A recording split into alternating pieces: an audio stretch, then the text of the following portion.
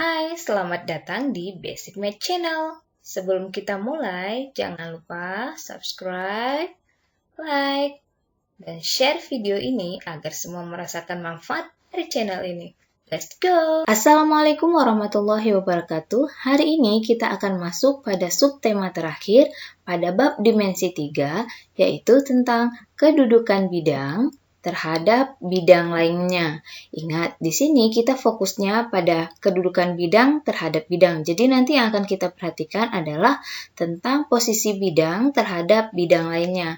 Nah, di sini terdapat 3 posisi yang perlu kita pahami. Yang pertama yaitu berimpit, sejajar, dan berpotongan. Untuk lebih jelasnya, mari kita lihat penjelasan selanjutnya. Yang pertama, untuk kedudukan bidang terhadap bidang lainnya yaitu di mana dua bidang berimpit. Dikatakan dua bidang berimpit jika semua titik pada bidang U juga terletak pada bidang V dan sebaliknya. Ingat ya, di sini berarti semua titik pada suatu bidang juga dia itu berada pada bidang lainnya. Contohnya gimana? Nah, contohnya kita punya di sini suatu bidang. Nah, bidang ini adalah dua bidang yang saling berimpit. Jadi seolah-olah bidang ini adalah satu bidang. Padahal bidang ini adalah bidang U dan bidang V, di mana semua titik pada semua bidang ini saling berimpit. Jadi titik sini berimpit, yang sebelah sini juga berimpit, dan di bawah dan kiri kanan ini semua berimpit. Jadi seolah-olah yang terlihat di sini adalah satu bidang, padahal ini adalah dua bidang yang saling berimpit. Jadi yang perlu diingat ketika dia bidangnya berimpit, dia itu terlihat bahwa bidang ini adalah satu bidang, padahal ini adalah dua bidang. Oke, jadi lebih ringkasnya kita bisa menyatakan bahwa bidang ini saling menyatu. Next, kita lanjut pada dua bidang sejajar. Nah, gimana sih dikatakan dua bidang itu sejajar? Dua bidang sejajar jika kedua bidang itu tidak mempunyai garis persekutuan. Ingat, di sini kata-katanya adalah tidak. Berarti dia itu tidak memiliki titik potong atau garis yang saling berpotongan. Persekutuan ini sama juga dengan perpotongan. Jadi, tidak ada garis yang saling berpotongan di sini. Contohnya gimana? Kita punya contoh di sini ada suatu bidang U. Nah, di sini kan ada garis-garis nih, garis L sama garis K. Jadi nggak perlu diperhatikan garis, karena di sini kita fokusnya pada posisi antara bidang U dan bidang V. Nah, kita lihat di sini. Ini kan antara dua bidang ini tidak saling bertemu kan, tidak terjadi perpotongan di sini. Maka dua bidang ini disebut bidang yang sejajar. Nah, hadapnya kan sama-sama nih, sama-sama dia agak serong ke kiri. Jadi nggak bisa kita sebut bahwa dua itu bidang sejajar ketika satu dia agak serong ke kiri, satu lagi serong ke kanan. Jadi itu harus dia posisinya sama. Nah, lebih ringkasnya, dua bidang ini kita sebut dengan dua bidang yang saling berdampingan. Maka bidang yang saling berdampingan seperti ini, kalau dalam posisinya dia disebut adalah dua bidang sejajar. Paham? Kemudian kita lanjut pada dua bidang yang berpotongan. Gimana sih dua bidang itu dikatakan berpotongan? Nah, jika kedua bidang itu mempunyai garis persekutuan. Nah, pada bidang di sini kita nggak fokus lagi pada titiknya, tapi kita fokus bagaimana posisi bidang terhadap bidang lainnya. Ternyata kalau dua bidang itu berpotongan, maka kedua bidang itu mempunyai garis persekutuan.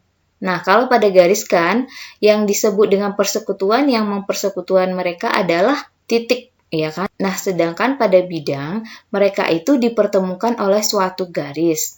Oke? Atau disebut dia itu mempunyai garis persekutuan. Contohnya gimana? Jadi kita punya suatu bidang, di sini kita punya bidang U.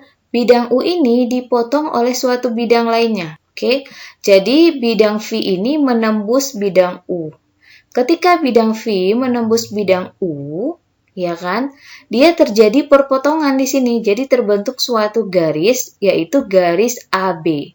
Nah, garis ini adalah garis persekutuan. Oke, saya ulangi lagi. Kita punya di sini bidang U, kemudian kita punya bidang V yang menembus bidang U, sehingga karena ditembus oleh bidang V, terjadilah perpotongan pada garis AB. Nah, garis AB ini adalah garis yang mempertemukan antara bidang U dan bidang V.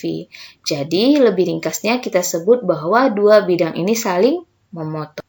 Oke, selanjutnya kita lihat contoh soalnya. Contoh soal yang pertama di sini kita punya, perhatikan gambar kubus berikut. Adapun pertanyaannya yaitu sebutkan pasangan bidang yang sejajar, kemudian bidang yang berpotongan, kemudian tentukan persekutuannya. Oke. Cara yang pertama yang harus benar-benar diingat adalah gambarkan dulu dong kubusnya gimana. Nah, setelah kita gambar kubus, baru kita tentukan titik-titik yang mewakili kubus di sini. Nah, kalau misalnya kita mulai dari A, B, maka setelah B, posisi di belakang titik di belakang B ini harus C dan D. Jadi nggak boleh kebalik, jadi A, B, C, D. Nggak boleh. Jadi kita akan selesaikan suatu bidangnya dengan menulis A, B, C, D. Kalau misalnya dimulai dengan K, K, L, M, N. Oke, begitu juga seterusnya. Karena di sini kita mulai dari A, maka bidang yang lain juga kita mulai dari atas ini, E, F, G, H.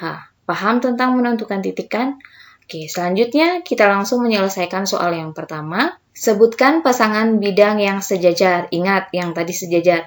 Sejajar itu tidak boleh ada pertemuan di antara mereka. Jadi, bidangnya itu tidak terjadi persekutuan. Oke, kita mulai dulu dari bidang yang pertama yang sejajar, yaitu kita perhatikan di sini ada bidang ADHE, kemudian ada bidang BCGF.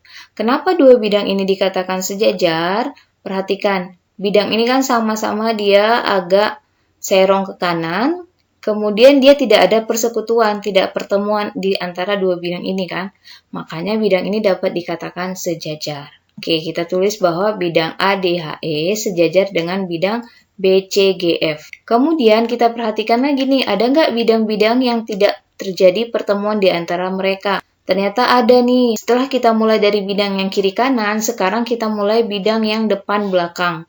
Jadi itu sama-sama, kalau misalnya kita mulai dari kiri kanan dulu, kemudian atas bawah juga terserah. Pokoknya harus berurutan biar kita tuh nggak bingung ke depan. Jadi nggak bingung bidang yang sudah diselesaikan ataupun belum. Jadi kita mulai bidang yang di depan dulu. Di sini kita punya bidang, perhatikan baik-baik, A, B, F, E, kemudian D, C, G, H. Nah, bidang depan sama bidang belakang kan tidak terjadi pertemuan ya, maka dua bidang itu bisa dikatakan sejajar. Oke, kemudian bidangnya masih ada nggak yang sejajar? Ternyata masih ada. Nah, misalnya nih teman-teman kan udah mulai menyelesaikan. Jadi setelah diselesaikan bidang-bidang yang ini, jadi ini jangan terpengaruh sama garis-garis yang udah terbentuk. Jadi mereka itu terpisah. Misalnya depan udah sejajar sama belakang, udah nggak usah dihitung lagi. Jadi sekarang kita hitung bidang yang atas dan bawah. Jadi kita punya bidang, oke. Saya ulangi lagi, kita punya bidang di sini, perhatikan. Oke. Nah, ternyata terbentuk lagi bidang A, B, C, D, dan E, F, G, H. Mereka itu sama-sama sejajar, karena tidak terjadi perpotongan di sini. Jadi kita tulis, kita punya bidang A, B, F, E, dan D, C, G, H. Selanjutnya, sebutkan bidang yang memotong bidang ADHE. Nah, yang pertama yang paling utama adalah menggambar kubusnya kan. Jadi kita gambarkan dulu kubusnya. Kemudian kita tuliskan titik-titik pada kubus. Selanjutnya kita cari bidang yang disebutkan atau bidang yang diketahui pada soal. Di sini bidang ADHE. Kita gambarkan dulu nih, menggabungkan titik AD dan titik HE. Kita gabungkan sehingga membentuk suatu bidang. Nah, ternyata bidang yang sebelah sini yang terbentuk. Kemudian, lihat di sini, yang disebut adalah bidang yang memotong. Jadi kita harus menggambarkan bidang lain yang bidang itu memotong bidang ADHE. Nah, caranya gimana? Kita lihat nih, ini kan ada garis nih, garis misalnya di sini kita punya garis yang di bawah ini. Nah, di garis bawah ini kan terhubung dengan bidang yang di bawah ya. Jadi, pasti nanti bidang ini memotong bidang ADHE. Jadi, kita lihat bidang pertama yaitu kita punya bidang yang bawah, ya kan? A, B, C, D. Nah, perhatikan, bidang A, B, C, D ini dengan bidang ADHE ini kan saling bertemu nih garisnya nih di sini yang saya tandain hitam ini. Berarti bidang yang bawah ini memotong bidang ADHE. Jadi mereka terjadi pertemuan di satu garis. Maka bidang tersebut disebut saling memotong. Jadi kita tulis bahwa bidang ADHE juga dipotong oleh bidang ABCD. Kemudian bidang apa lagi yang memotong? Nah kan ini udah ada nih satu petunjuknya. Jadi yang kalau udah bertemu gini namanya memotong. Kita punya bidang yang lain yang di atas, yaitu kan sama nih posisinya atas sama bawah, dipotong pada garis EH. Oke, berarti bidang EFGH ini memotong bidang ADHE. Dan di sini kan udah punya nih dua rusuk ini, udah dipotong oleh dua bidang. Ya kan, bidang atas sama bidang bawah. Perhatikan masih ada nggak rusuk yang belum dipotong? Ternyata ini masih ada. Ya kan? Rusuk AE dan rusuk DH ini belum dipotong oleh bidang yang lainnya. Jadi kita lihat ada nggak bidang yang di sampingnya yang nanti dia itu menyatu dengan garis-garis ini. Ternyata kita masih punya bidang yang di depan. Nah, bidang ini dipotong oleh garis AE. Sehingga kita tulis bahwa bidang ABFE memotong bidang ADHE. Nah, kan di depan ini udah memotong. Sekarang kita lihat di belakangnya memotong nggak? Ya pasti dong, kalau di depan memotong, di belakang juga memotong. Maka bidang yang di belakang juga memotong ADHE. Oke, kita tuliskan bidangnya DCGH. Perhatikan baik-baik, kubus punya 6 sisi nih. Nah, satu sisi lagi atau satu bidang lagi kan belum dipotong nih, yaitu bidang BCGF. Nah, kira-kira ini termasuk bidang berpotongan nggak? Ya enggak kan? Kenapa? Karena bidang ADHE-nya sebelah sini, sedangkan bidang BCFG di sini. Kan tidak terjadi pertemuan di antara dua bidang ini, sehingga dua bidang ini tidak bisa disebut bidang yang berpotongan. Oke, paham ya sampai di sini? Dan terakhir kita tentukan persekutuan antara bidang ABCD dan CDHG. Gambarkan kubusnya dulu. Selanjutnya gambarkan bidang ABCD. Nah, ini udah ada bidang ABCD yang terbentuk. Kemudian kita gambar bidang CDHG. Oke, nah perhatikan di sini. Adakah persekutuan atau pertemuan di antara dua bidang ini? Ternyata di sini terjadi pertemuan pada garis DC. Ya kan? Kita tarik di sini. Nah, kenapa kita bisa menyebutkan dua ini terjadi persekutuan atau pertemuan?